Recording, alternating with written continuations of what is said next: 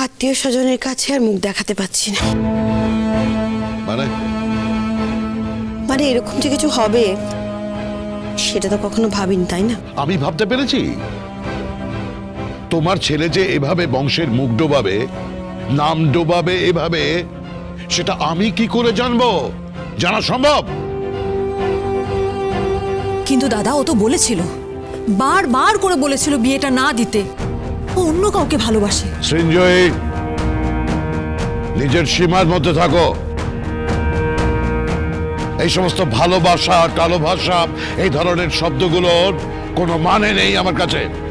কেন, তুমি আমায় ভালোবাসো না? প্লিজ প্লিজ, বাচ্চাদের সামনে এই সমস্ত কথাবার্তা বলো না। কেন পাপা? ভালোবাসার সঙ্গে বাচ্চাদের বা বড়দের কি সম্পর্ক? হ্যাঁ, আর মম ড্যাড তো পরস্পরকে ভালোবেসে বিয়ে করেছে। আমরা তো সবাই ওদের লাভ স্টোরির গল্প শুনেছি, মানে মম ড্যাডের কাছ থেকেই শুনেছি, ওরাই বলেছে। রুষা, তুমিও নিজের সীমার মধ্যে থাকো। তোমার বাবা আর মা যেভাবে আমাদের মুখ পুড়িয়েছে, তুমি তো সে সময় ছিলে না, তাই তোমাকে বোঝানো সম্ভব নয়। আর সেম ঘটনা ঘটলো একইভাবে, আর তাও সেটা একটা ভরা বিয়ের আসরে, সকলের সামনে।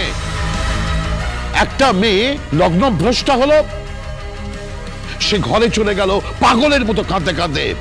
আর একটা মেয়েকে তোমার ছেলে নাটকীয় ভাবে সিঁথিতে সিঁদুর পরালো, সিঁদুর পরিয়ে দিল। এসব কি হচ্ছে? কি হচ্ছে কি এই পরিবারে? আচ্ছা, যেটা হয়ে গেছে সেটা তো হয়ে গেছে। এখন বাড়ির বউকে যদি বাড়িতে ফিরিয়ে আনা যায়। কিসের বউ? কিসের বউয়ের কথা বলছো তুমি? কে বউ? বিদ্যা বউ? ওর কোনো যোগ্যতা আছে? ওর কোনো পেডিগ্রি আছে? আরে নিজের বাড়িতে ও কোলকে পায় না, বুঝতে পারছো? ওর বাবা মা ওকে সহ্য করতে পারে না, তাই ও পিজিতে থাকে। ও তো একগুঁয়ে একটা অভদ্র মেয়ে। কেন, আমার তো মেয়েটাকে ভালোই লেগেছে।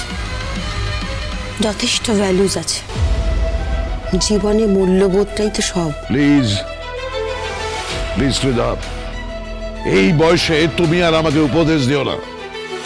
উপদেশ মানে? একটা তো দেওয়াই যেতে পারে। কি বলে তুমি? কি বলে? না মানে, সরি, উপদেশ নয়, একটা ছোট্ট সাজেশন। আমি বলছিলাম যে কি কি কি বলো? না মানে দাদা, বিদ্যাকে যদি বিয়ে দিয়ে এই বাড়িতে ফিরিয়ে আনা যায়। আমি ট্রাই করেছি। আমি ট্রাই। ওর এতটাই উদ্ধত ও মানে নেই। এক মিনিট। গেল, কাকে ডাল করছো তুমি?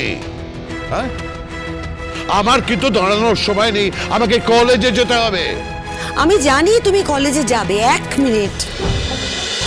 প্রফেসর বিদ্যা ব্যানার্জি, সোম থেকে রবি প্রতিদিন রাত 8:30টায় স্টার জলসায়।